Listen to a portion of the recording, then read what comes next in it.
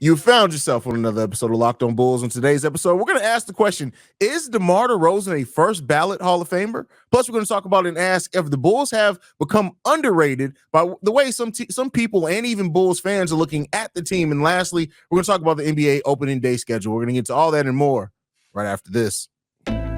You are Locked On Bulls, your daily podcast on the Chicago Bulls, part of the Locked On Podcast Network, your team every day.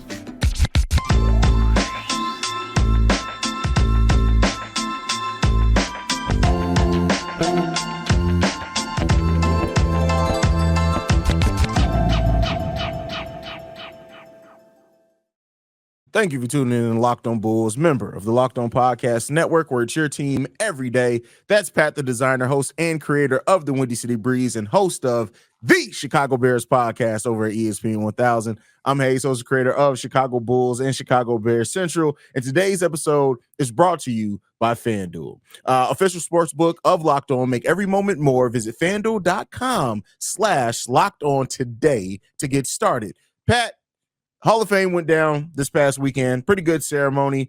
We had, a Bulls legend in Dwayne Wade go in. Legend for what? For getting Cristiano Felicio paid? No, for long form recruiting Jimmy Butler to the Miami Heat. We paid that man $50 million to recruit Jimmy Butler to the Miami Heat. But hey, Jimmy, outside, this ain't the spot for you, baby. Hey, this ain't it, man. This ain't it. Patty's gonna take care of you, man. Just going down to Miami. You don't want Gar Forman dancing all in the videos, all in the background, way, bro. That's wild when you put it that way. We paid him $50 million to recruit Jimmy to Miami. $50 million to recruit. You don't want Gar Forman dancing in the back of your video, do you? Exactly. All in the video. But with that said, man, DeMar DeRozan, we talked about is Joakim Noah, and I honestly think we were one of the first to have that conversation. I don't know if you noticed it or not. The conversation's kind of gone more national now. People are asking, is Joakim Noah going to be a first ballot Hall of Famer since he is up next year? But we have a Bull that's currently on the roster that's broken Wilt records in a Bulls uniform, and that's DeMar DeRozan. Do you think DeMar is a first ballot Hall of Famer? If he never wins a title, is he a first ballot Hall of Famer? See, it's tough, right? Because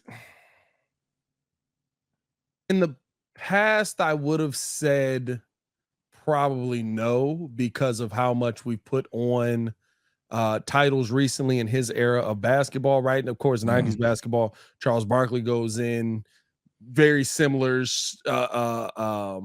play career to a guy like DeMar DeRozan, except Barkley had been to a finals. But DeMar DeRozan has been absolutely elite as a scorer. He's been regarded as one of the toughest guys to guard. You look for more on the accolade side, right? Like at least Barkley has an MVP. If DeMar had won an MVP, maybe that solidifies it a little bit more. But the NBA Hall or the Basketball Hall of Fame, I should say, when you start looking at it, it's just like, how can you keep a guy like him out? Yeah. Like it's really hard to do when you start seeing some of the names that have gone into the Basketball Hall of Fame, some of the names that are associated with it. Now, if we're talking just first ballot, as first ballot, it would depend on whenever he retires, what year he's going to go in, right? And who's around him. I don't know if DeMar DeRozan is a first ballot Hall of Famer, but I could see him. I think that he'll end up making a Hall of Fame. He's what, 22nd on the all-time scoring list now? No, 22nd is Reggie Miller. DeMar DeRozan is 39th. One 39th. behind. Oh, I was way behind Steph. Yeah, I was way below. But now, still, I mean, insane. to be That top is 50, insane. period. Yeah. To be top 50, period. Is like, I mean, you got to look at the other players above him. Like, I think everybody above him that's retired is in the Hall. So that alone, like, it's just about. I guess the question is, right, do you feel like he's done enough to get there? That's really it, right? Like, I mean, it's the Basketball Hall of Fame. Yeah, you gotta factor in Pac-10 MVP, what he's done internationally, right? How many of those national teams was he on? He's got a couple of gold medals, I believe. So, like, what, 6-time All-Star, 2-time NBA, all NBA second team, all NBA third team once. Like, I'm not saying that he should be. Like you said, it depends on the class that he's in, right? Because that's a big part of this as well. If he retires in a weak class, he's absolutely getting in first ballot. But I'll say this: I don't think it's going to go past second. I think second ballot at least he's going to get in. Yeah, I think he's probably one of those players that we'll talk about forever, right? As somebody who did the one thing that you can give him credit for and what probably solidifies him in there is he's doing something at a time where it's not normal to do it. DeMar DeRozan is dominating people on the mid-range game and really is a guy who can't shoot the three ball. You would think that would make it way harder for him to score in that mid-range area, but it doesn't. He's still able to go out there and dominate. What is he? He's 10 points behind Stephen Curry all time. And you think about that in 2 to 3, like how far behind Steph is he? He is, let's see. What did I say he was? Serious math, that means it's more than 10. I know it ain't that far though. It's not that far. It's less than 100. That's all that matters. Less than 100 points behind Stephen Curry, shooting more twos than threes. I mean, what he's done in the NBA is impressive, and he should be commended for that. And I think that's something that does solidify him right in that 27 points separate. 27 points. I knew I wasn't off that much. But like that's something that solidifies him as one of those players who was able to do something at a time where it wasn't popular to do. I think that does get him in. But like we said, right? Like first ballot's tough for me because if he wins a championship for sure, but unless he wins a championship, and he's one of the main reasons why, I think it's tough to say that he's first ballot right now, but there's still, listen, DeMar could play with his style of play. Me and you both said this.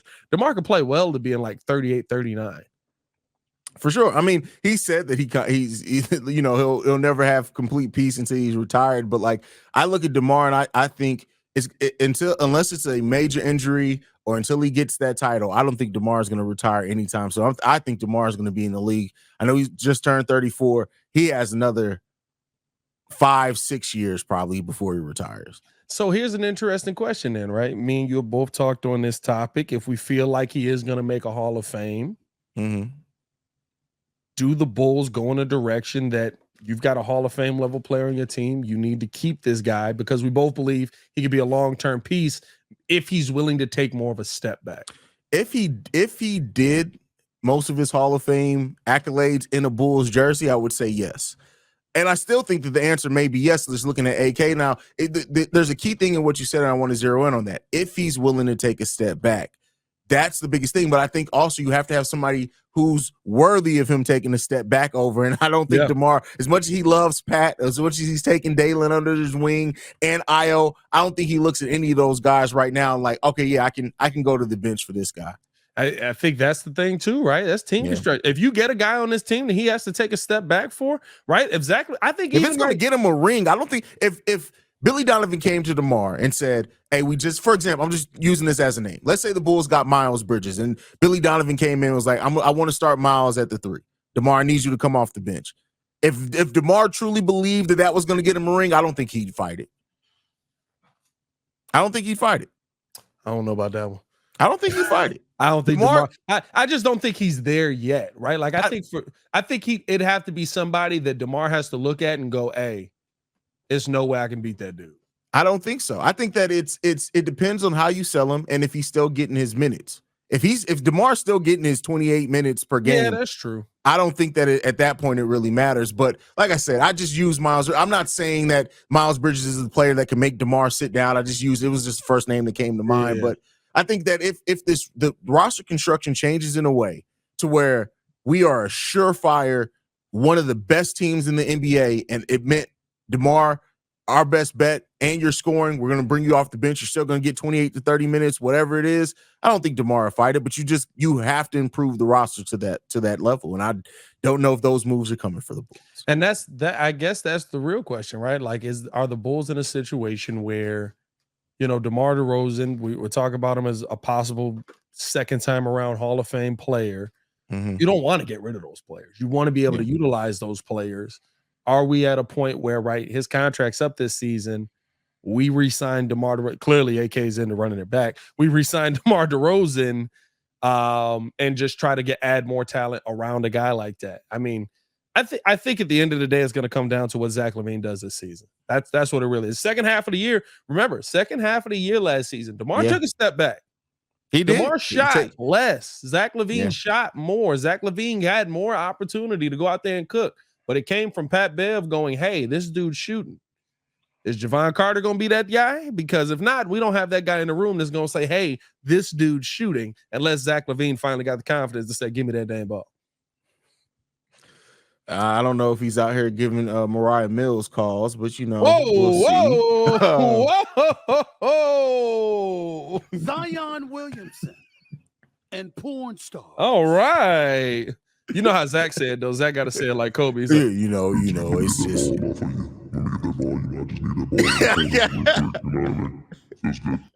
That was more Shaq. I feel like that was more Shaq. That was a little Shaq. If you talked just a little bit slower, it definitely would have been Shaq. Definitely would have been Shaq. Because Shaq tell you. I like it in the corner, and when I get in the pace, barbecue chicken, I'm hungry. Yeah, that's pretty close there. That's pretty close. That's pretty close.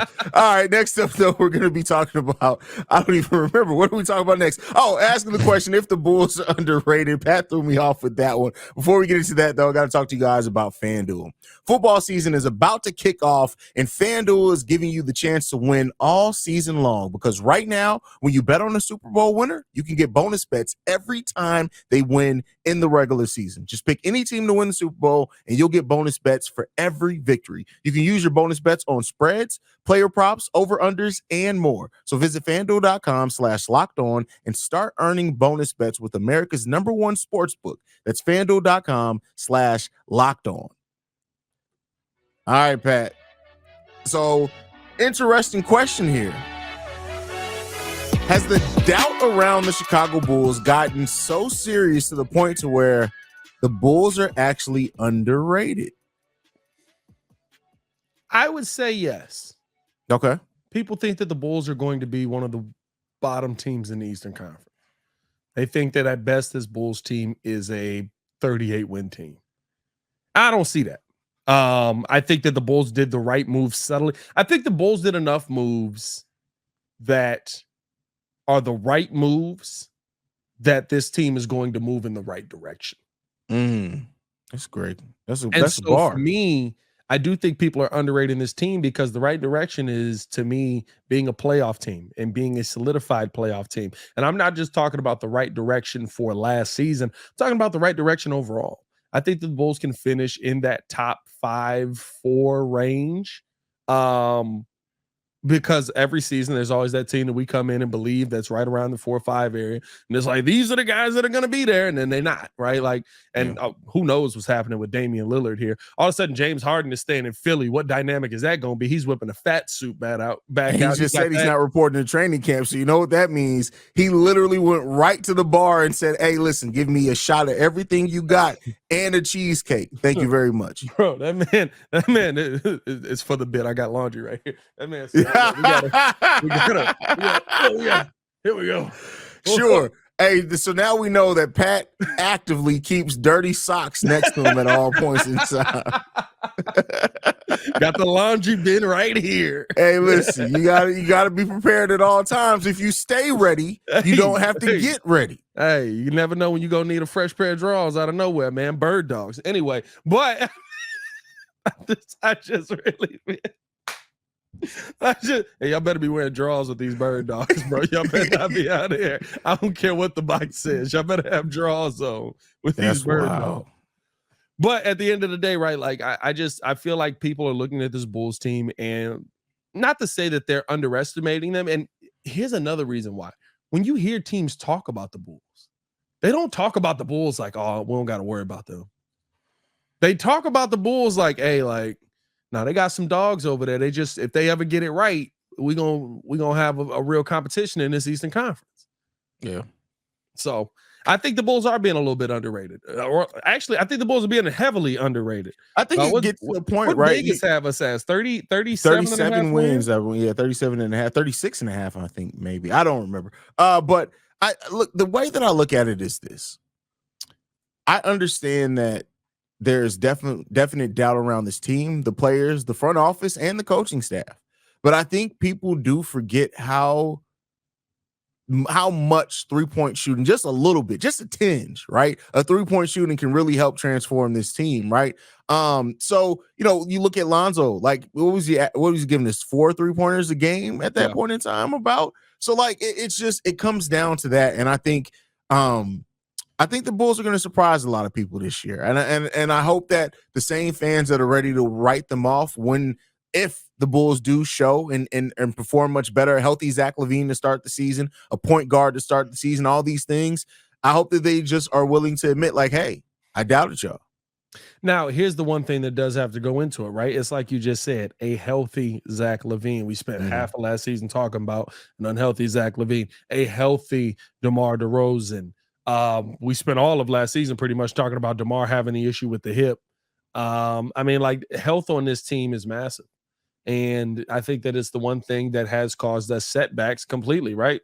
Lonzo Ball not being there is our biggest health issue. You gotta be healthy. I don't know what the heck's going on with Chicago teams, but my God, pay some money, upgrade the training staff. You literally have some of the best doctors in the world here at Northwestern downtown. Like, let's get some of those guys over here. It's up the street. Like, my dog. Yeah. Every team in Chicago, we sitting here having the same conversation. Well, not the Bears right now. Let's keep it that way. Don't forget Tanaka does work. Right, Tanaka does work in Northwestern right now. Oh God. Jesus. It changes things, right? It changes tough, man, things. when you see him sloshing in them flip-flops. Could you imagine if you were sitting there and they're like, yeah, your surgeon's coming in, and Tanaka walks in? Oh God. I'm like, you know what? I'm good, actually. Don't even worry about it. I'm good, actually. You want to be, what would be great about that is I just immediately start asking all the questions that I'm running at. Like, hey, man, why you let Chris Dunn just lay there bleeding out? Just didn't run over to him in the slightest, man. So, Luol Deng, what's going on with that? Y'all on speaking terms? How y'all feeling about that? Hey, bro, Luol Deng needs to run that fade on Tanaka the next time he sees him, bro. Like, he got to be on site. You got to think that he's not allowed to be around. You got to think that he's not allowed to, like, be in the vicinity of a Bulls facility at this point, bro. Oh, man, that is there's funny, a lot of players that are come back here and be like Joakim Noah ain't had no feet no more. Doggone Luol Deng almost died. Derrick Rose's knee. Like, it's got to be somebody that's like, hey, man, like, you can't come back. We're good on you, actually. We're good on you, bro. Like, you're not allowed in this building. That is hilarious. But you go down there to New Orleans with Gar and help Zion. Do you think, realistically, that and I'm not saying it's going to happen, but do you think a coaching change, something like that, could change the doubt around the Chicago Bulls a little bit? Like, if the Bulls were to change from Doc to, from Billy Donovan to someone else, do you think that may change kind of the national kind of conversation around the Bulls? I think the conversation around the Bulls is what it is because of the run it back, right? How they've ran it back, how they've basically kept the same pieces and put small things around them. The funny thing is, right, this is the conversation that we have with every team until they take off. Yeah. I'm not saying that the Bulls are all of a sudden going to go out and get 48 wins. They're going to, I got the same thing going on, bro. I can't get them clean right now. I don't know what's happening with the glasses. What that right is, now. Yeah. It's going to be a no glasses day. Yeah, I'm struggling right now. When you wipe it with your shirt, you're like, I clean it up. Jesus, it got worse. Yeah. But yeah, no, I think that the conversation around that team is the way it is, though, because we haven't seen that change. So yes, if you change coaches, would the conversation change? 100%. Would the result change? I don't believe so. I think that this is, listen, Billy Donovan, me and you have both said this, right? He's not a perfect coach. There's a lot of faults we have with him. But there's also a fault that you got to put on this team. That team looked heartless out there many a nights. And I'm sorry, your coach shouldn't have to give you heart. Your coach shouldn't have to come out and tell you, hey, I don't know if y'all know this. Y'all make millions of dollars to shoot a ball in a little bitty hoop. Y'all want to do that today? Y'all want to be excited about that? Y'all want to go out there and compete for that? I'm sorry, and there were too many nights where we sitting there, we just like, hey man, like they don't look like they want to play ball tonight.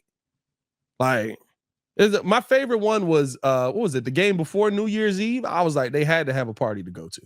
We had just beat somebody big too. I want to say we beat Milwaukee with Giannis, or maybe we beat Boston that time. Something like we beat somebody that everybody was like, "There's no way the Bulls are gonna win." It might have been the Boston game, because I think I was on with John Corrales that night before. But then right after that, we lost to like the Magic. And it was just like, oh, they got a New Year's Eve party they're going to. They got to. Like, there's no way that. Oh no! So the New Year's, that was back-to-back Cleveland. So it was the one game against Cleveland on the 31st, and we played against Cleveland again on the 2nd. Is that the back-to-back? Did we win one of those? No, we lost them both. We lost them both? Yeah. But it was close. The first game we only lost by 1 point. The second game was the game the game that we both got quite frustrated. Yeah, the ref 70 game. Yeah. I don't know, man. There was so many nights where we just were like, wow, this team looks awful. And I can't put that on Billy. So I don't know if a coaching change changes the players we have here. I think that it has to come from the players. And the main reason is, right, Pat Bev showed up and was like, y'all not going to be whack out here. And that's the thing. I do think that a coaching change can change the energy. It just, you have to have a coach that not only players respect, but that holds people accountable. I do think that a coach can bring in a little bit of that edge. But again, you don't want to rely completely on it. You have to have a little bit of that on the court yourself. Yeah. Right. Because you can't keep looking over to the coach like they your daddy and you're playing pee-wee football, like, hey, Pops. Like, you can't keep doing that, bro. Like, did you have a flashback right there? Oh, listen, bro. Listen, no, my dad wasn't giving no motivation. He was the worst one. He'd be like, hey, you sucked the first half. Go out there and fix it. Do you want to eat today? Yeah. Do you want to eat? I need 100 yards if you want to eat today. That's why I never fumbled a ball in my life, bro. Never. As much as I play running back, I never fumbled, bro, because that would have been it, man. Bayless Jones needs your dad. All right. No, Bayless Jones needs Tiana Trump. I told you, she'll get that grip right, bro, and never drop another ball. All right, let's move right along. We want to remind you guys that Locked On Bulls is free and available on every podcasting app and platform of your choice, as well as YouTube and the Odyssey app. But let's get into this opening night schedule. So we got the Lakers versus the Denver Nuggets, the Phoenix Suns versus the Golden State Warriors to kick off this season. How you feeling about these games, Pat? I don't care. Games. I'm just letting you know. I don't. But good games. You know what I mean? Fun games to watch. Good way to start off the NBA season with your premier guys.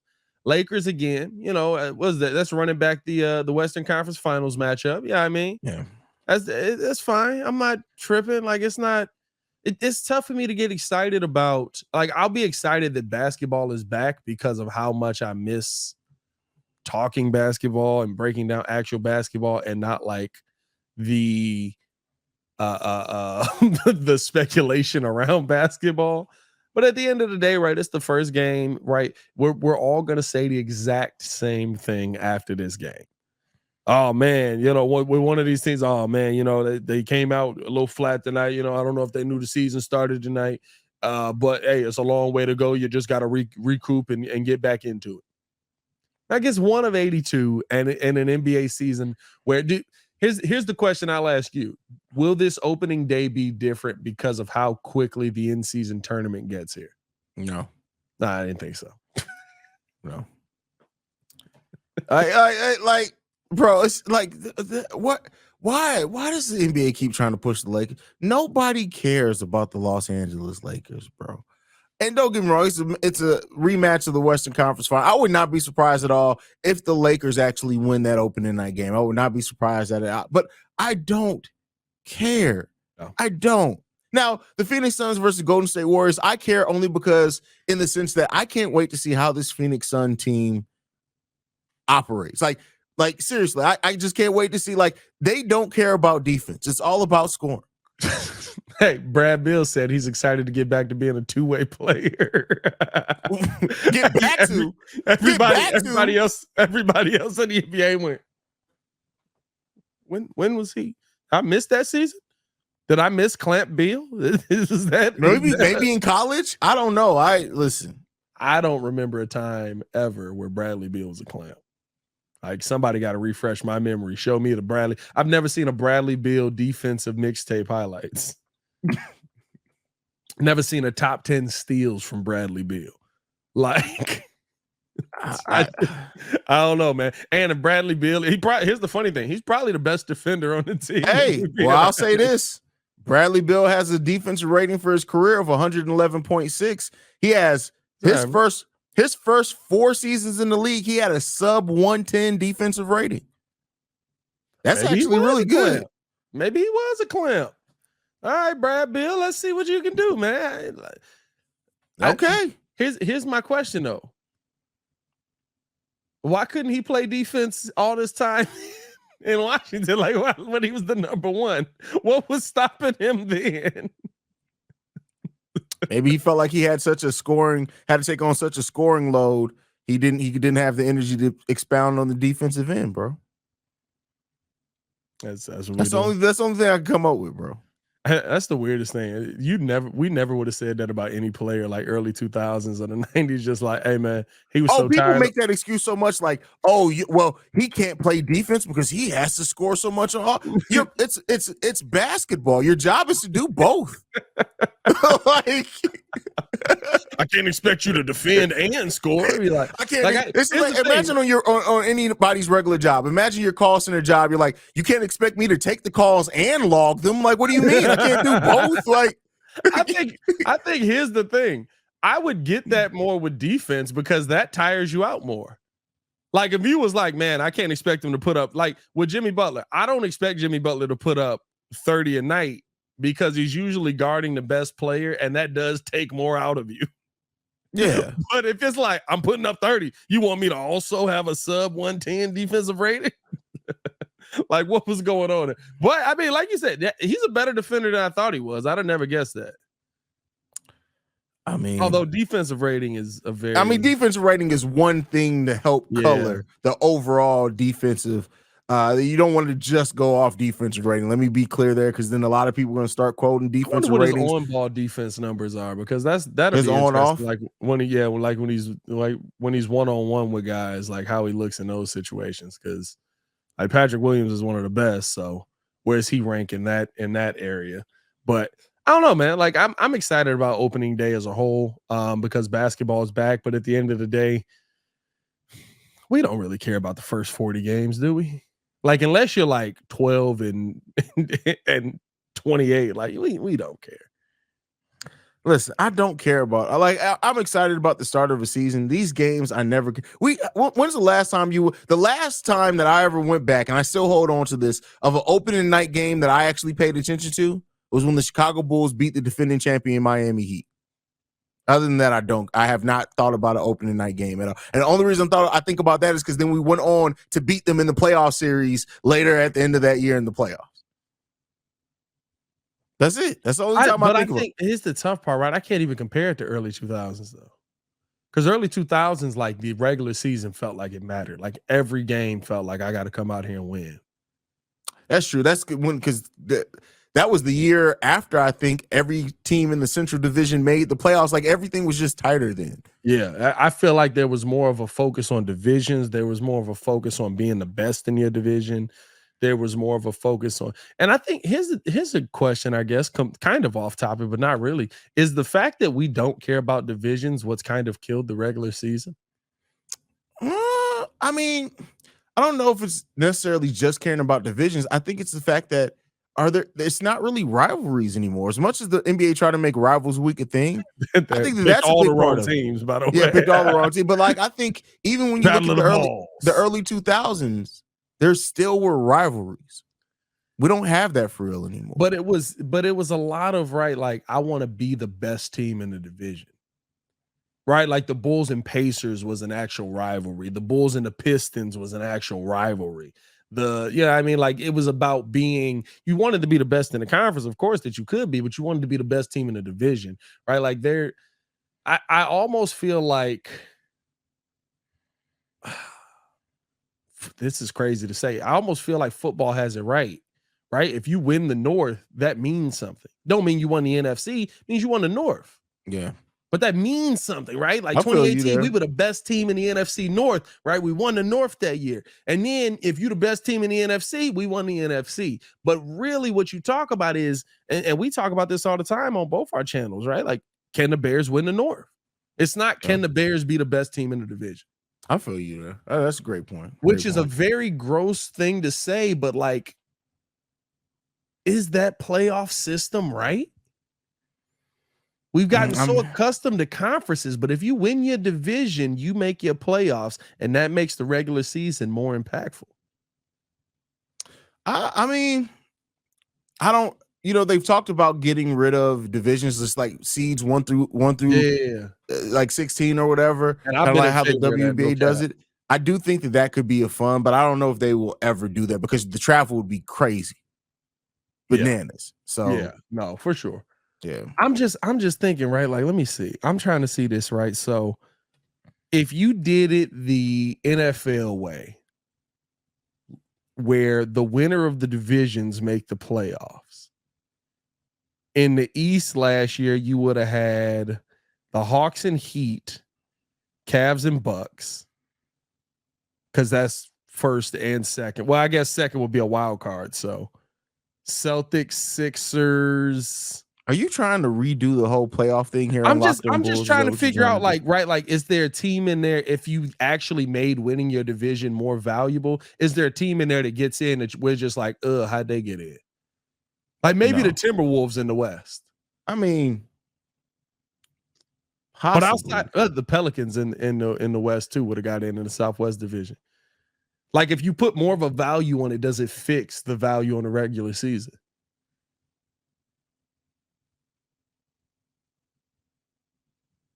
I mean, the Grizzlies would have still won that division, but they would have won. That's what I'm saying. I'm not breaking it down to wild cards and stuff like that. It depends on who gets in as a wild card, how many wild card teams you allow, different stuff like that, right? But like, I feel like that would actually bring value back to like your regular season. Paired with the play-in, which then the play-in is basically a wild card. Yep. I don't think that's a bad idea, honestly. It's not terrible. It's very different from what we do, though. So I don't know how much that would be so. It would be so confusing, I think, for people to kind of understand and track, like, because we're just not trained to look at it that way with basketball. But people can adapt. Like, I mean, I think you would just we'd get a graphic every night, like 20 games away from the playoffs, right? In the hunt. You would just know. You'd be like, oh, these mother's in second place. But I think you're looking at the top two teams in each division make it, and then best record after that is wild card. Is that what we're saying? Yeah, pretty much something like that. I think that would actually fix the regular season. That would have made it. You know what though? Then the Bulls would have not been a playoff team. We're looking at that point. The Knicks and the Nets would have been the wild card teams at that point. Yep. I mean, hey. It sounded crazy as I started, and then I was like, it's not a bad idea. That would fix the NBA regular season because it puts value on it. Yeah. Once you got the first seed in the East, you can coast, whatever. We've seen teams literally like let go of the first seed because they just like, I don't care anymore. Yeah, it doesn't matter. But top two is cool. If Philly's on your heels out here, I mean, it's a little different. Yeah, hey, I mean, Adam Silver may be listening. You never know. I doubt it. We won't be on Adam Silver's network. We won't be on Jerry Reinsdorf's network anytime soon. You know what I mean? I don't know. Jerry may hire us just because you got moxie. We may hire. He's not Italian. He's Jewish. What? I don't care. I don't give a damn what he is. He's Jerry Reinsdorf. It doesn't matter. Hey, listen. It doesn't matter what your nationality is. Let's go. Let's get up out of here. He'll hire us because we both together fit the one black quota. He'll be like, I got two for the price of one. I got two. All right. Come on. Give the social media. Follow us on everything at Locked On Bulls. You can follow me on everything at Pat the Designer. One thing has always remained true. If you let Pat talk too long, he gonna say something crazy, man. I love him, man. I'm gonna say something crazy out here. I say something crazy no matter how. You can give me 2 minutes to talk. I'm gonna say something crazy. This is true. But you guys can follow me at CEO HAize and CEO HAize. Thank you for making Locked On Bulls your first listen every day. Make sure you guys are checking us out on YouTube, the Apple Podcast, Spotify, all those good places. Leave reviews where you can. For Pat the Designer, I'm HAize. This has been Locked On Bulls. We out here. Peace. Y'all.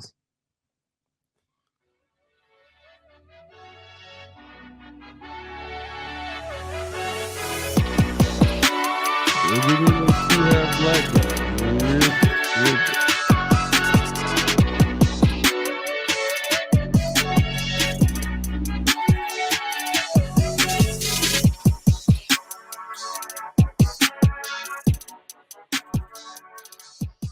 D Wade over Paul Pierce. Oh, easily. Paul who?